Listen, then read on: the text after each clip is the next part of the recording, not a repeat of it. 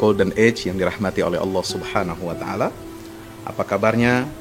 Hari ini kita akan mengkaji sosok seorang sahabat mulia, sosok yang menjadi andalan, sosok yang mana Nabi Shallallahu Alaihi Wasallam bangga dengan beliau dan menyebut beliau dengan satu kebanggaan. Apa? Beliau adalah paman Rasulullah Sallallahu Alaihi Wasallam dari pihak ibunya Siti Aminah. Alhamdulillah, segala puji bagi Allah yang menggenggam seluruh urusan kehidupan kita, yang mengendalikan seluruh kehidupan kita ini. Dan kita berharap mudah-mudahan Allah senantiasa memberikan taufik dan hidayahnya kepada saya dan juga sahabat muda, sahabat The Golden Age yang dirahmati Allah Ta'ala. Selawat beriring salam senantiasa mudah-mudahan selalu tercurah limpahkan kepada baginda kita Nabi besar Muhammad Sallallahu Alaihi Wasallam. Sahabat muda, sahabat The Golden Age yang dirahmati Allah Subhanahu Wa Ta'ala, siapa paman Rasulullah? Dia adalah Sa'ad ibn Abi Waqqas. Sa'ad bin Abi Waqqas masuk Islam, ya, bersyahadat di hadapan Rasulullah pada saat usia beliau 17 tahun. Sangat muda, sangat belia. 17 tahun di Makkah. Beliau adalah sepertiga Islam yang pertama. Nah, kalau istilah sepertiga itu, ini beliau sendiri yang sampaikan. Ketika belum ada yang beriman kepada Rasulullah SAW, yang tahu ya tentang kerasulan Muhammad SAW itu baru istrinya Khadijah, kemudian Abu Bakar As-Siddiq, dan Abu Bakar Siddiq mengajak sahabat teman-temannya untuk masuk Islam. Siapa sahabat Abu Bakar yang pertama masuk Islam dan diajak oleh Abu Bakar? Dialah Sa'ad bin Abi Waqqas. Dialah orang ketiga yang masuk Islam pertama. Maka dia mengatakan tentang dirinya, tanpa rasa ujub, tanpa rasa takabur dan sombong, akulah sepertiga Islam yang pertama. Allahu Akbar walillahilhamd. Dia dibanggakan oleh Nabi SAW, ya, dengan sebutan, ini loh pamanku. Mana paman kalian? Nah, hadza khali Sa'ad ibnu Abi Waqqas, falyurini imru'un khalahu. Kadang-kadang kita kan suka membanggakan paman tapi dari sisi bapak. Biasa, kalau paman dari sisi bapak itu istilahnya ammun, al-am. Tapi paman dari sisi ibu kadang-kadang kita lupakan. Nah, istilah bahasa Arab paman dari sisi ibu ini adalah al-khal. Dan khalnya Rasulullah SAW itu siapa? Sa'ad bin Abi Waqqas radhiyallahu anhu. Kenapa beliau ini disebut oleh Nabi SAW sebagai pamannya? Karena ya Sa'ad bin Abi Waqqas itu kakeknya yang bernama Uhaib bin Manaf itu adalah ya beliau ini adalah pamannya ibunda Rasulullah Sallallahu Alaihi Wasallam, yaitu Aminah binti Wahab. Ya, jadi Uhaib bin Manaf itu adalah paman Sayyidah Aminah, ibunda Rasulullah Sallallahu Alaihi Wasallam. Sehingga beliau membangga-banggakan ya pamannya, tapi dari pihak ibu dan usianya jauh lebih muda. Usianya 17 tahun ketika Rasulullah usianya 40 tahun. Subhanallah.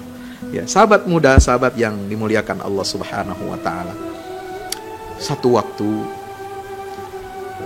pada saat ibunda, ya bukan ayahnya, ibunda Sa'ad mendengar bahwa anak kesayangannya masuk Islam, ya, ini anak kesayangan nih, masuk Islam, Sa'ad bin Abi Waqqas. Ibundanya ini marah. Dia boikot Sa'ad bin Abi Waqqas. Dia nggak mau kasih nafkah lagi kepada putranya ini. Padahal keluarga Sa'ad bin Abi Waqqas, orang tuanya ini adalah keluarga terpandang, keluarga orang kaya. Tidak lagi diberi nafkah oleh terutama ibunya. Dan sejak saat itu Sa'ad bin Abi Waqqas hidup tidak lagi bergantung kepada ya keluarganya, tetapi betul-betul bergantung kepada Allah dan Rasulnya Sallallahu Alaihi Wasallam. Sampai ibunya sakit Ya, karena ibunya ini boikot bukan hanya boikot nafkah, tapi juga dia nggak mau makan, nggak mau minum. Untuk apa? Merayu supaya Sa'ad bin Abi Waqqas untuk kembali kepada agama nenek moyang, jadi musyrik, jadi penyembah berhala lagi.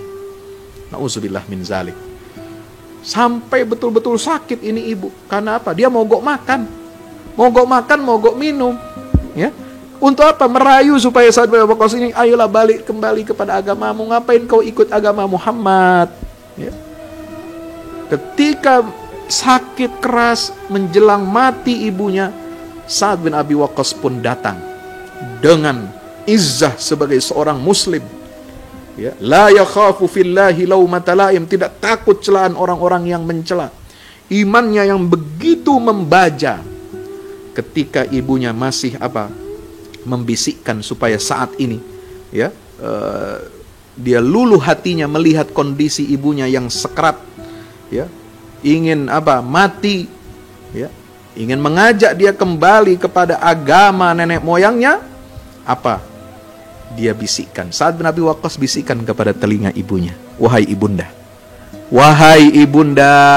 kata Sa'ad bin Abi Waqqas, seandainya lau anna laki mi'ata nafasin kharajat nafsan lan atruka dini hadha li syai'in.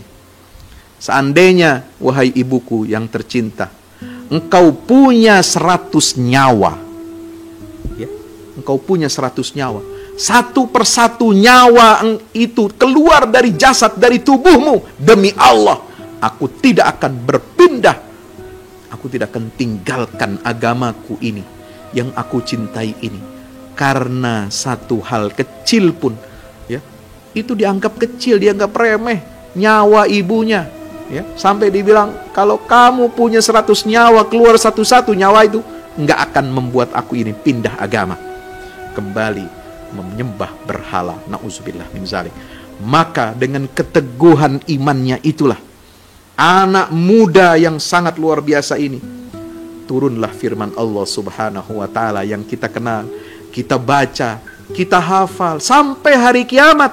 Dalam surah Luqman ayat 15 Allah Ta'ala berfirman, wa in jahadaka ala an tusyrika bima laysa laka bihi ilm fala tuti'huma wa sahibhuma fid dunya ma'rufa. Subhanallah. Ini kaidah Islam memperlakukan orang tua yang beda agama, beda akidah dengan kita. Kalau, ya, dua orang tuamu itu memaksa kamu untuk kamu syirik kepada Allah, maka jangan engkau taati orang tuamu itu. Tetapi tetap wasahibhuma fid dunya ma'rufa, dalam urusan dunia. Kalau bukan berkaitan dengan ajakan rayuan agama, pindah agama, ikuti agama musyrik, atau campur aduk keyakinan agama, sinkretisme, pluralisme, kalau bukan terkait dengan itu, boleh pergauli kedua orang tuamu itu dengan ma'ruf, dengan yang baik. Subhanallah. Ya, inilah Sa'ad bin Abi Waqqas yang teguh imannya. Sa'ad bin Abi Waqqas ini adalah seorang yang memiliki keutamaan, keistimewaan yang luar biasa, sehingga ketika Khalifah Umar ibn al-Khattab galau, ya, ketika futuhat di Irak, ya, dalam peperangan Jisr, umat Islam mengalami kerugian, kekalahan besar, 4.000 pasukan kaum muslimin wafat syahid. Umar galau, ya, untuk menghadapi tentara Persia ini. Beliau bahkan memutuskan, aku sendiri yang akan datang ke negeri Persia, akan memimpin pasukan kaum muslimin untuk membalas kekalahan gugurnya 4.000 kaum muslimin di sana. Aku akan pimpin sendiri, ya, ekspedisi militer ke negeri Persia. Umar sudah siap-siap. Tetapi di tengah perjalanan, ya, ketika beliau akan mengumpulkan sahabatnya, ya, untuk memutuskan keluar perang jihad fisabilillah, setelah mendengar wafatnya 4.000 syuhada di perang Jisr di Irak, beliau ditahan oleh sahabat-sahabatnya, terutama Abdurrahman ibnu Auf. Jangan engkau, wahai khalifah, yang keluar sendiri memimpin pertempuran melawan negara Majusi Persia. Padahal Umar sudah menulis wasiat, memberikan surat mandat kepada sahabat Ali bin Abi Thalib untuk menjadi wakilnya, wakil khalifah di Madinah. Dia sudah tanda tangani surat wasiat itu. Kalau terjadi apa-apa, nah ini yang bertanggung jawab di Madinah, ini adalah Ali bin Abi Thalib. Aku yang akan keluar sendiri ke negeri Persia. Tapi Abdurrahman bin Auf didukung oleh sahabat-sahabat yang lain meminta Umar mengurungkan niatnya. Jangan engkau, wahai Umar ibn al-Khattab. Ini negeri Persia ini sulit memang untuk ditaklukkan, tapi jangan engkau yang keluar. Negara Madinah ini perlu ada pemimpin. Ya, di tengah-tengah mereka yang mengendalikan semua urusan kaum muslimin. Jangan engkau resikonya terlalu besar. Dengan alasan berbagai argumentasi dikemukakan oleh sahabat. Maka Umar baik mengatakan, ayo kita kumpul, kita musyawarah, kita ke masjid. Kita akan menentukan siapa yang akan kita tunjuk memimpin pasukan melawan negeri Majusi Persia ini. Maka disitulah beliau bertanya kepada para sahabatnya, wahai sahabat-sahabatku, wahai penasehat-penasehatku, kalian menahan aku untuk keluar memimpin jihad ke negeri Persia untuk menghancurkan ya kekaisaran Majusi Persia. Sekarang tunjukkan kepadaku siapa yang akan aku berikan kepercayaan untuk memimpin jihad di negeri Majusi Persia ini. Semuanya berpikir keras, siapa calon yang terbaik. Maka Abdurrahman bin Auf langsung ngacung, ya, mengacungkan tangannya. Wahai khalifah, aku tahu siapa yang paling pantas untuk memimpin ekspedisi jihad di negeri Persia ini. Siapa? Dia adalah al-asadu fi barathinihi. Dia adalah singa yang menyembunyikan cakarnya. Dia adalah Sa'ad bin Malik Az-Zuhri. Dialah Sa'ad bin Abi Waqqas radhiyallahu anhu. Kata siapa? Abdurrahman bin Auf. Oh, semua sahabat girang, gembira. Umar gembira. Umar langsung menyetujui, benar apa yang kau katakan wahai Abdurrahman ibnu Auf. Dia adalah al-asad fi barathinihi. Dia adalah singa yang menyembunyikan cakarnya. Keimanannya sudah teruji di hadapan kedua orang tuanya, di hadapan ibunya terutama. Lalu keperkasaannya, kekesatriaannya sudah teruji dalam Islam. Dialah orang pertama yang melemparkan, yang meluncurkan anak panahnya ke arah musuh kaum musyrikin Quraisy.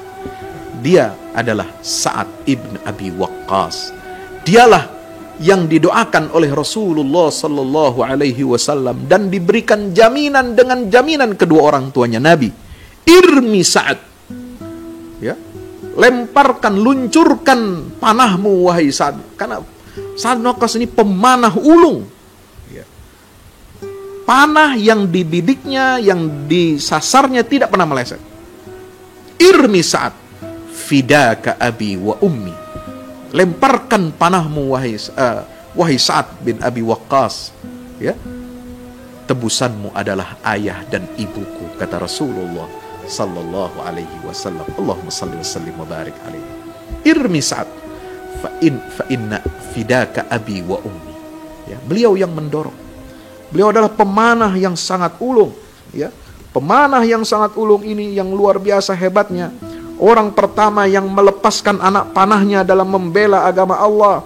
Satu-satunya orang yang diberikan jaminan oleh Rasulullah SAW dengan kedua orang tuanya. Maka Nabi SAW mendoakan Sa'ad bin Abi Waqqas, sahabat muda, sahabat the golden age yang dirahmati Allah.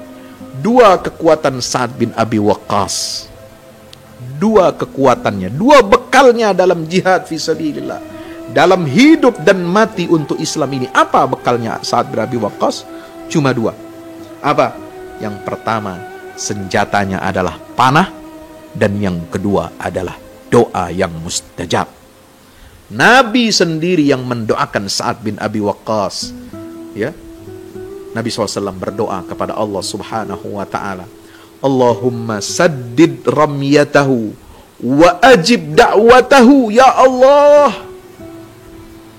ya Rabb, ya Rabb, kata Nabi SAW, saddid ramyatahu, tepatkanlah sasaran panahnya Sa'ad bin Abi Waqqas, wa ajib da'watahu, dan jadikan doanya itu selalu engkau kabulkan. Subhanallah, jawablah doa-doa Sa'ad bin Abi Waqqas. Ini permohonan Nabi kepada Allah. Kalau Nabi bermohon kepada Allah, pasti dikabulkan, tidak mungkin tidak. Ini hebatnya Sa'ad bin Abi Waqqas, didoakan oleh baginda Rasulullah, dan doa Rasulullah itu pasti mustajab. Dan ini dibuktikan, ya, panahnya Sa'ad bin Abi Waqqas tidak pernah meleset, selalu tepat sasaran. Itu doanya Rasulullah, Allahumma saddid ramyatahu. Yang kedua, ajib da'watahu, ya, jawablah, kabulkanlah semua doanya Sa'ad bin Abi Waqqas, orang yang zuhud, orang yang qanaah, orang yang teguh imannya kepada Allah dan Rasulnya Sallallahu Alaihi Wasallam, sehingga Nabi mendoakan kebaikan untuk Sa'ad ibn Abi Waqqas radhiyallahu taala anhu. Bagaimana mustajabnya doa, ya, Sa'ad bin Abi Waqqas? Ada satu kisah menarik, sahabat muda, sahabat The Golden Age yang dirahmati Allah taala. Ya, kisah di mana, ya, Sa'ad bin Abi Waqqas ini, ya, itu luar biasa. Ketika beliau, Sa'ad bin Abi Waqqas ini, mendengar dan melihat sendiri ada orang yang mencaci maki sahabat Nabi.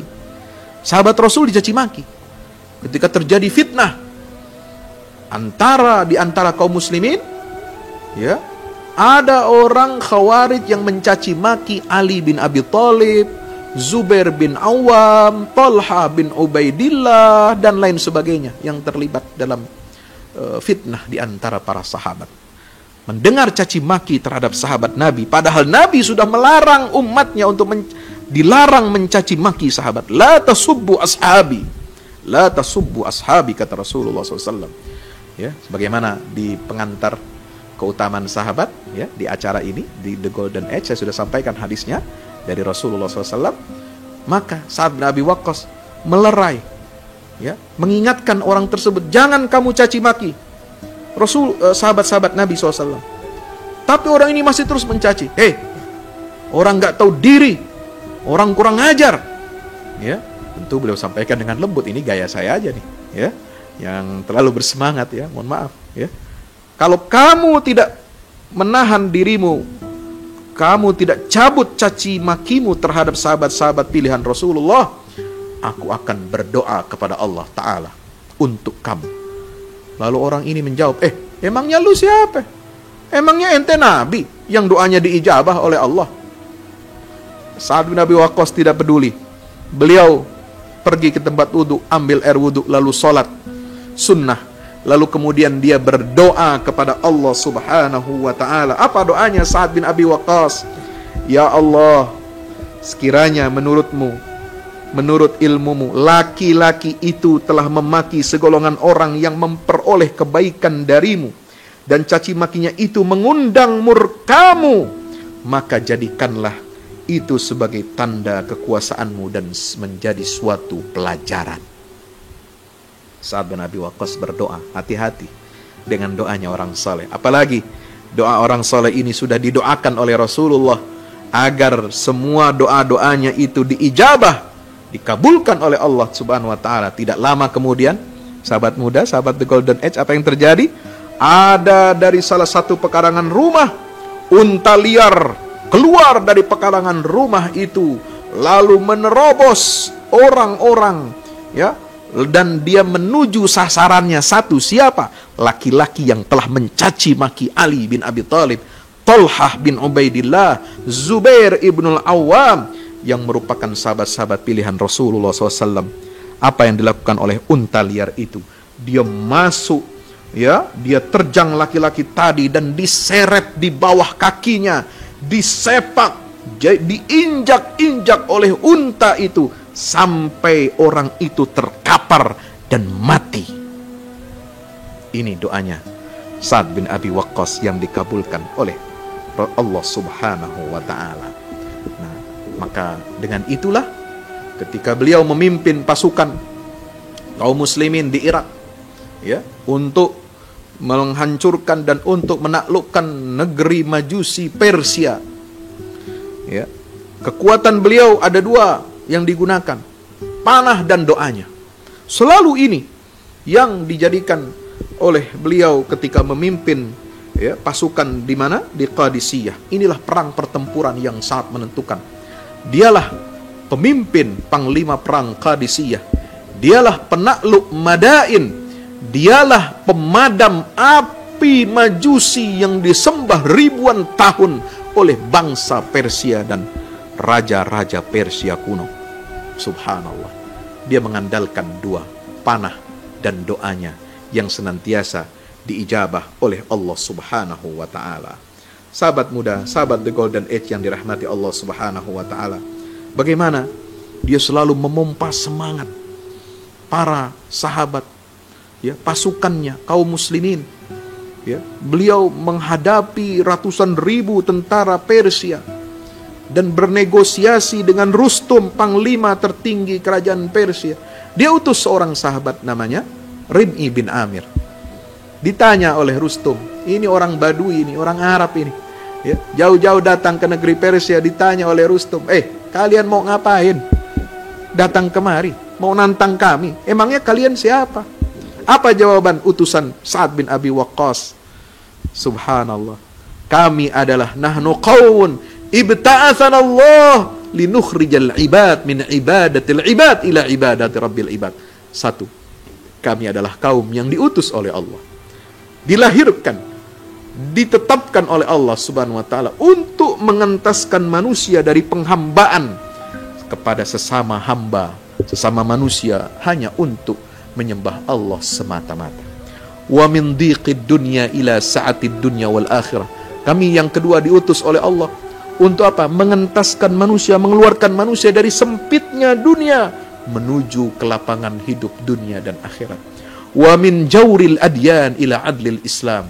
Dan yang ketiga, misi kami umat Rasulullah SAW adalah mengentaskan, mengeluarkan umat manusia dari kezaliman sistem agama buatan manusia, rekayasa manusia, menuju keadilan sistem ilahi, yaitu agama Islam ini. Sahabat muda, sahabat The Golden Age yang dirahmati Allah, itulah sahabat Rasulullah SAW yang begitu kokoh keimanannya. Dan pasukannya Sa'ad bin Abi Waqqas ini luar biasa menghadapi tentara gajahnya Persia. Ini seolah-olah menghadapi kekuatan Abrahah lagi nih, mengulang dulu zaman sebelum lahirnya Rasulullah SAW. Ya, negeri Persia ini terkenal dengan pasukan bergajahnya, dikalahkan dengan kekuatan panah, tapi itu sampai berbulan-bulan, sampai lebih dari 1 bulan pertempuran itu. Subhanallah. Ya, tapi Sa'ad bin Abi Waqqas tidak pernah ya, putus asa dari rahmat Allah. Selalu optimis, selalu menggelorakan jihad. Dia mengontrol langsung dari pusat komando, pusat kontrol peperangan. Ya, karena beliau itu ketika perang berkecamuk ini, ya, itu kena penyakit, diserang penyakit ini, bisul tubuh, sekujur tubuhnya pecah. Subhanallah. Maka beliau tidak ikut langsung, tapi tetap menggelorakan semangat jihad. Pertama dia melepas pasukan kaum muslimin, dia duduk di atas punggung kudanya, padahal itu masih sakit. Ya, beliau tidak putus asa. Ya, beliau tidak putus asa. Seandainya begini, akhirnya terjadilah pertempuran itu, tapi beliau menggelorakan, dengan izin Allah Subhanahu wa ta'ala kita akan memenangkan pertempuran ini. Ada atau tidak ada Sa'ad bin Abi Waqqas, umat Rasulullah pasti akan mengalahkan negeri Majusi Persia yang telah dinubuatkan, dibisarahkan oleh Allah kepada Rasulullah sallallahu alaihi wasallam. Beliau selalu menggelorakan takbir Allahu Akbar dari atas pusat komandonya, memberikan pengarahan kepada jenderal-jenderal, panglima pasukan, ya, kepada Ka'ka ibn Amr, kepada siapa lagi yang menjadi panglima yang ditunjuk pada saat pertempuran itu. Subhanallah, dia mengatur semuanya. Dan pasukan kaum muslimin setelah menang dalam pertempuran Al-Qadisiyah, mereka lalu kemudian menaklukkan Madain, masuk merangsek ke ibu kota Persia Ctesifon, yaitu Al-Madain. Dan ini sebelum masuk ke sana, ini harus melewati sungai Tigris yang besar, yang airnya dalam. Ya, subhanallah, disitulah Allah tunjukkan karomahnya kepada para mujahid fisabilillah, kepada Sa'ad bin Abi Waqqas. Bismillah, ala barakatillah, kata Sa'ad bin Abi Waqqas. Mari kita baca hasbunallah wa ni'mal wakil, hasbunallah wa ni'mal wakil, hasbunallah wa ni'mal wakil. Kita seberangi sungai ini laksana ya Musa dan Bani Israel menyeberangi lautan merah. Ya, kita berucap hasbunallah wa ni'mal wakil. Apa yang terjadi? Karomah Allah berikan kepada para mujahidin. Itu air sungai Tigris yang tadinya deras dibuat oleh Allah begitu tenang. Ya, begitu tenang, begitu mengalir, ya, tenang. Tidak ada riaknya. Ya, biasanya ini padahal ini sedang meluap, sedang banjir, sedang arus sungainya deras sekali.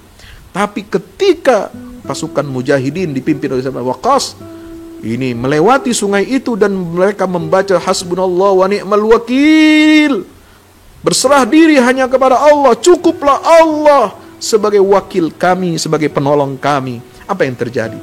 Mereka seolah-olah, kata riwayat-riwayat, buku-buku sirah, buku-buku tarikh, mereka berjalan di dalam air itu seperti mereka berjalan di atas daratan. Enggak terasa arus deras sungai itu. Bahkan mereka sambil ngobrol, ya, sambil tersenyum, sambil terus berzikir kepada Allah Subhanahu wa taala. Mereka ngobrol satu dengan yang lainnya. Subhanallah, mereka berjalan di dalam air itu seperti berjalan di atas daratan.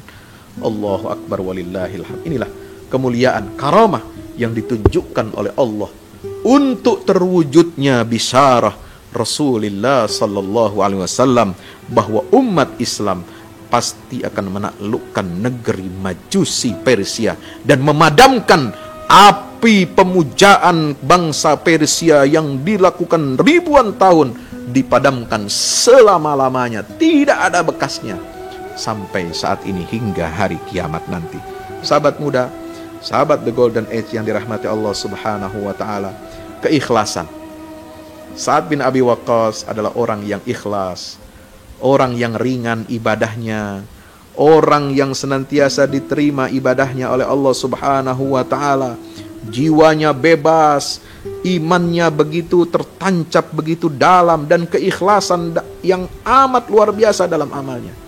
Beliau tidak mau ada satu suap nasi pun, satu suap makanan pun yang masuk ke tubuhnya dan tubuh anggota keluarganya dari harta yang haram, harta yang subhat.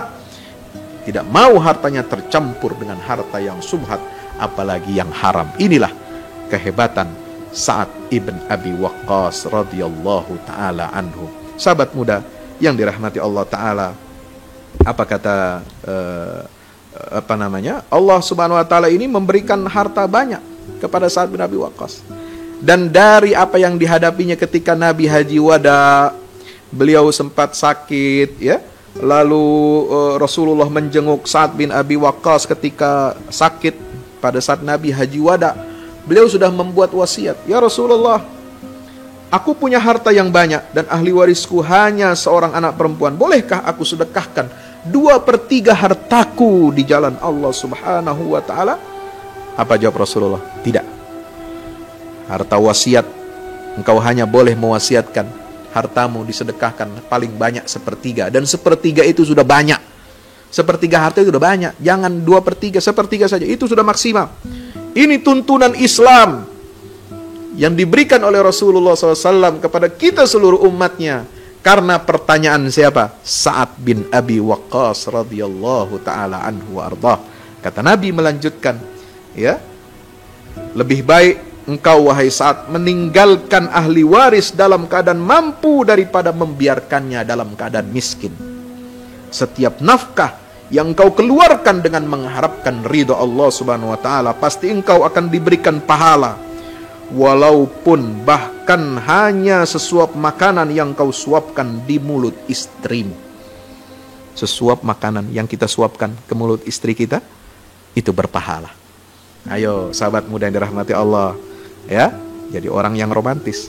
suapkan makanan ke istri kita, ke anak-anak kita, itu dari harta yang halal, harta yang jauh dari syubhat apalagi yang haram, itu pahalanya sama dengan sedekah, jihad dengan harta kita. Maka ayo sahabat muda yang dirahmati Allah, contohlah keteguhan iman Sa'ad bin Abi Waqqas, contohlah zuhudnya Sa'ad bin Abi Waqqas, contohlah keberanian Sa'ad bin Abi Waqqas, contohlah kedermawanan Sa'ad bin Abi Waqqas radhiyallahu taala anhu, yang mana beliau ini adalah seorang yang dikatakan Nabi sebagai penghuni surga. Ketika Nabi SAW bersama sahabatnya duduk-duduk di dalam masjid, ya, beliau kemudian melihat ke satu titik di masjid itu sambil mengatakan, wahai sahabat-sahabatku, sekarang akan muncul di hadapan kalian seorang laki-laki penghuni surga. Sahabat semua kaget, siapa nih yang akan datang masuk dari titik itu yang dipandang oleh Rasulullah SAW. Ternyata yang masuk itu adalah siapa? Sa'ad bin Abi Waqqas radhiyallahu taala anhu. Dialah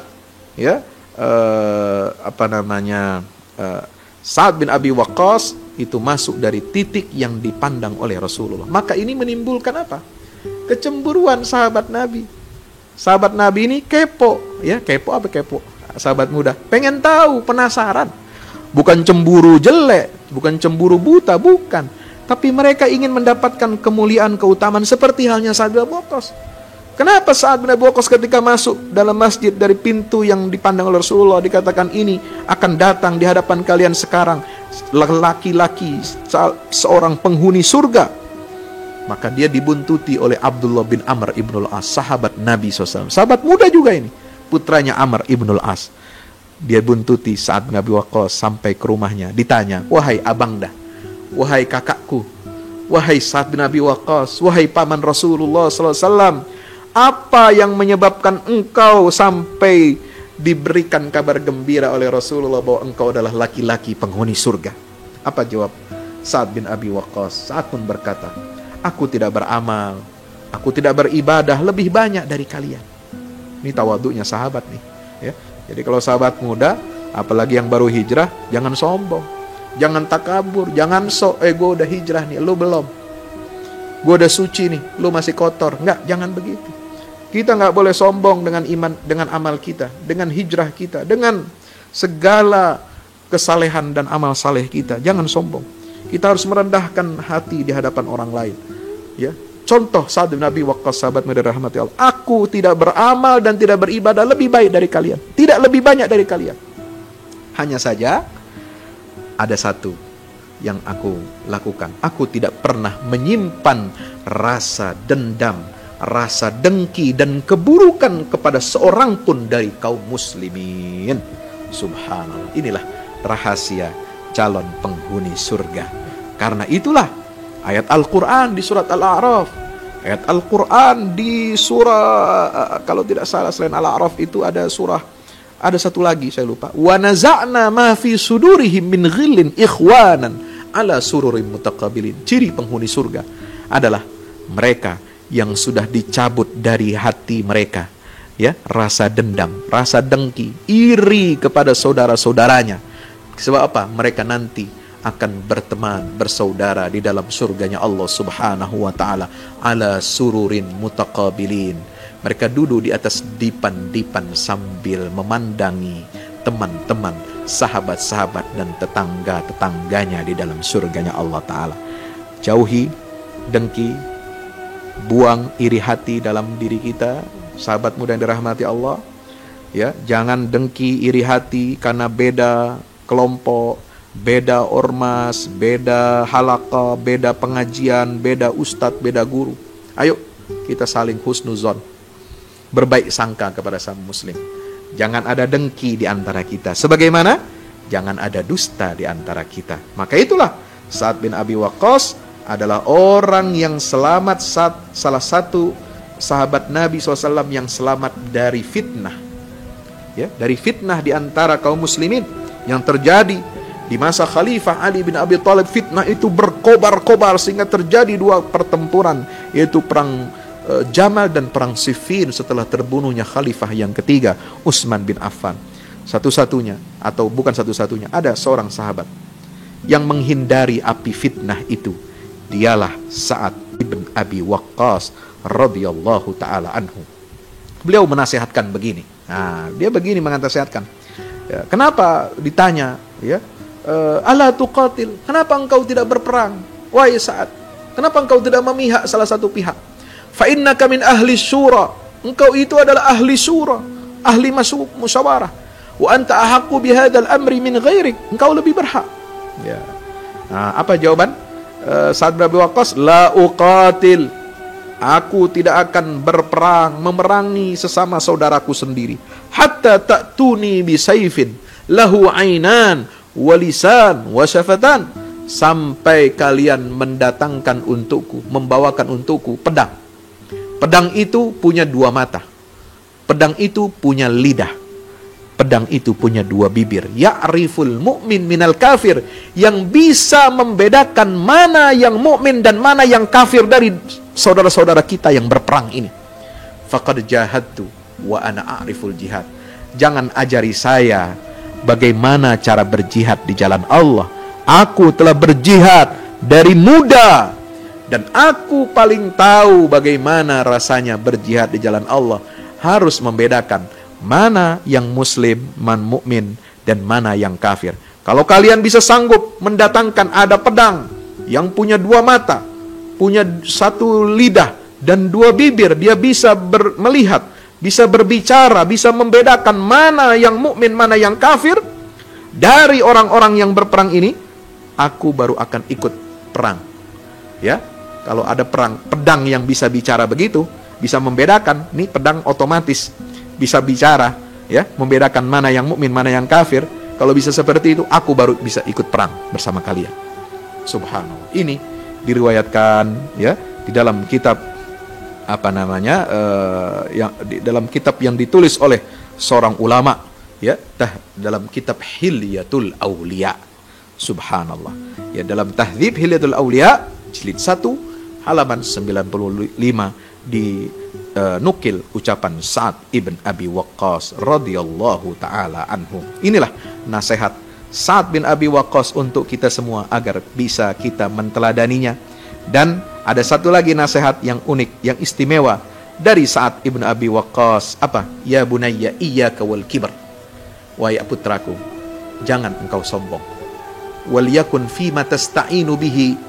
Hendaklah, ya, kesombongan itu fima tasta'inu bihi, ya, engkau letakkan dalam sesuatu yang engkau bisa meminta pertolongan dengannya, ala tarkihi, ya, untuk bisa meninggalkan kesombongan itu, ya, ala tarki ilmuka billadhi minhu kunta walladhi ilaihi tasir.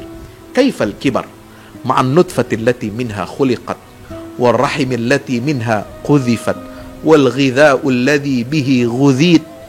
Bagaimana kita bisa sombong, wahai anakku, padahal kita ini hanya apa? Hanya, ya, mani yang darinya kita ini diciptakan, hanya berasal dari rahim yang darinya ini mani itu terpancar bertemu dengan sperma bertemu dengan ovum, dan kita ini hanya apa? Al-ghidha. Ya, kita ini hanya bisa hidup karena apa? Karena makanan yang kita makan. Bagaimana kita bisa sombong kalau kita hanya berasal, ya, diciptakan oleh Allah dari ketiga unsur ini saja? Maka jangan sombong, sahabat muda, sahabat the golden age yang dirahmati Allah Subhanahu wa taala. Maka ada satu nasihat lagi, idza talabtal ghina fatlubhu bil qanaah. Kalau kamu ingin kaya, wahai anakku, carilah kekayaan itu dengan sifat qanaah, ya, mensyukuri apa yang ada. Fa innaha malun la yanfak, karena qanaah adalah harta yang tidak akan ada habisnya. Iyyaka wat tama, jauhilah perasaan serakah, tamak. Serakah enggak boleh. Kenapa? Kata Sa'ad bin Waqqas, fa innahu faqrun mahdun, karena itu adalah kefakiran yang nyata. Alaika bil yas, jangan kamu putus asa. Fa innaka lam tai'as min syai'in qad, karena apabila kamu putus asa, tidaklah kamu putus asa dari sesuatu illa aghnaakallahu an. Ya, kecuali Allah akan memberikan kekayaan dan kecukupan untuk kamu. Jadi kita diperintahkan, kita diajak oleh beliau untuk apa? Menjauhi kesombongan, ya, dan tidak boleh tamak dalam hidup kita ini. Cari kekayaan dengan memupuk sifat qanaah. Jangan cari kekayaan dengan cara yang haram, dengan cara yang subhat. Insya Allah dengan bekal nasihat Sa'ad bin Abi Waqqas ini, sahabat muda, Anda semua akan sukses meniti kehidupan untuk apa? Hidup dan mati di jalan Allah Subhanahu wa ta'ala. Wallahu a'lam bishawab. Wassalamualaikum warahmatullahi wabarakatuh.